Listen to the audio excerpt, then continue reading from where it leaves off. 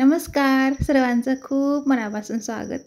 आज आपण गणेश चतुर्थीनिमित्त गणपती बाप्पाला नैवेद्य दाखवण्यासाठी मस्त असे रवा नारळाचे लाडू बनवलेत बघा. चवीला खूप छान होतात आणि बनवायला खूप सोपे आहेत. अगदी पटकन बनवून तयार होतात. प्रमाण अगदी योग्य सांगितलेलं आहे, त्यामुळे तुम्ही जरी पहिल्यांदा लाडू बनवत असाल तरीसुद्धा हे लाडू अजिबात चुकणार नाहीत. तर इथं बघू शकता तुम्ही मऊसूद असे लाडू बनवून तयार झालेत. तर इथं बघा कढईमध्ये मी 1-2 चमचे साजूक तूप टाकून घेणार आहे आणि तूप जे आहे ना घट्टसर आहे. पातळ असेल तर तुम्ही 4 चमचे घेऊ शकता, वितळवलेलं असेल तर. आणि घट्ट असेल अशा प्रकारचे तर 2 मोठे चमचे तूप घ्यायचे आपल्याला. तूप थोडंसं गरम झालं की त्याच्यामध्ये आपल्याला 1 कप बारीक रवा टाकून घ्यायचा आहे. आता हा रवा जो आहे ना आपल्याला स्लो टू मीडियम गॅसवरती छान असा भाजून घ्यायचा आहे बघा. स्लो टू मीडियम गॅसवरतीच भाजून घ्यायचा. मोठा गॅस अजिबात करू नका, नाहीतर रवा व्यवस्थित भाजला जात नाही. अगदी स्लो मीडियम गॅसवरती मस्त असा रवा भाजून घ्यायचा आहे आपल्याला. सतत हलवत भाजून घ्यायचा आहे.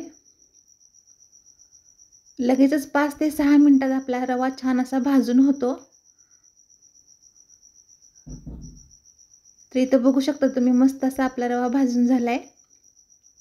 आता याच्यामध्ये आपल्याला 1 कप ओल्या नारळाचा किस टाकून घ्यायचा आहे.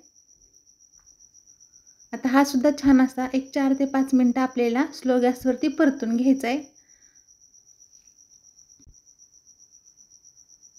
अशा प्रकारे सतत आपल्याला मिक्स करत किस सुद्धा छान असा रव्याबरोबर मिक्स करून परतून घ्यायचा आहे. 3 ते 4 मिनिटच परतून घ्यायचा, जास्त वेळ लागत नाही. तर इथं बघू शकता आपला मस्त असा किस सुद्धा भाजून झालाय, रवा सुद्धा छान असा भाजून झालाय.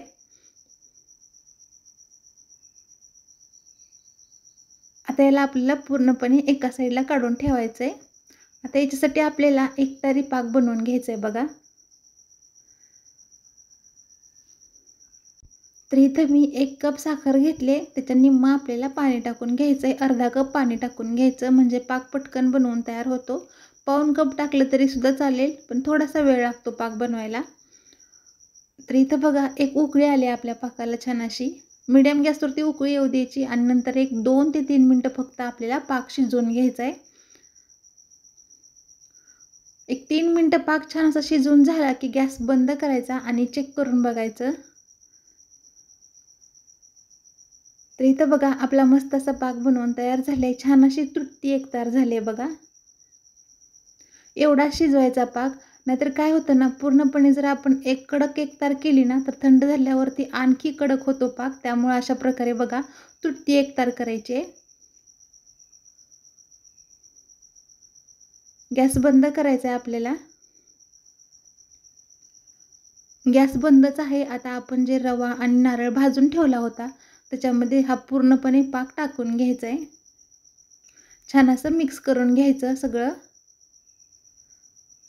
आता सुरुवातीला हे थोडंसं पातळ वाटू शकतं आपल्याला, परंतु थोड्या वेळाने मस्त 15 ते 20 मिनिटांनी व्यवस्थित असा रवा पाक शोषून घेतो.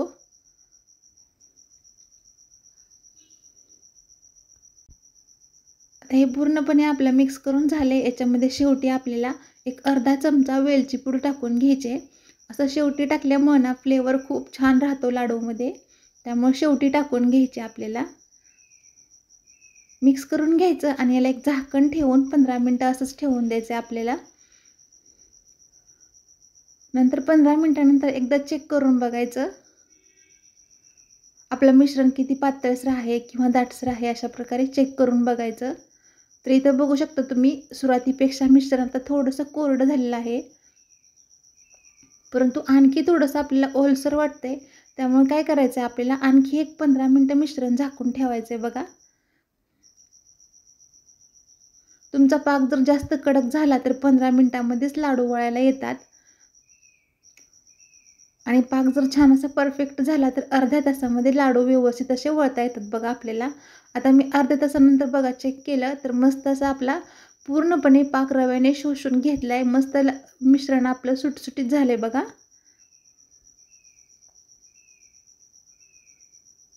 खूप मस्त मिश्रण बनवून झालंय बघा. आता याचे तुम्ही लाडू वळायला घेऊ शकता. लहान किंवा मोठ्या आकारामध्ये तुम्हाला जसे पाहिजे तसे तुम्ही लाडू बनवू शकता. तर इथे बघू शकता तुम्ही मस्त असे लाडू बनवून तयार होत आहेत. अगदी पटकन होतात, काही सेकंदामध्येच. मिश्रण छान झालं ना की लाडूसुद्धा खूप छान होतात, वळायलासुद्धा खूप हलके पडतात. तुम्ही याच मिश्रणाचे मोदकाच्या साच्याने मोदकसुद्धा बनवू शकता.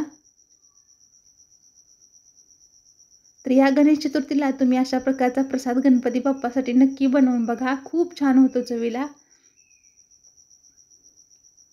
आणि याचं प्रमाण म्हणजे ना, जेवढा तुम्ही रवा वापरला आहे तेवढंच नारळ वापरायचा आपला आणि तेवढ्याच प्रमाणामध्ये, त्याच्या निम्म्या प्रमाणामध्ये साखर वापरायचे. कितीही प्रमाणामध्ये बनवा तुम्ही. जेवढा रवा घेतला तेवढा नारळ घ्यायचा आणि त्याच्या निम्मा आपल्याला साखर वापरायचे. तर इथं बघा आपण मस्त असे सगळे लाडू बनवून घेतलेत बघा. लाडू तुम्ही बघू शकता किती मऊसूत झालेत आणि एकसारखे झालेत. तुम्ही सुद्धा नक्की ट्राय करून बघा आणि व्हिडिओ आवडला असेल तर लाईक करा, शेअर करा आणि तुम्ही सुद्धा बनवले का ते सुद्धा कसे झाले ते सुद्धा नक्कीच कमेंट करून सांगा.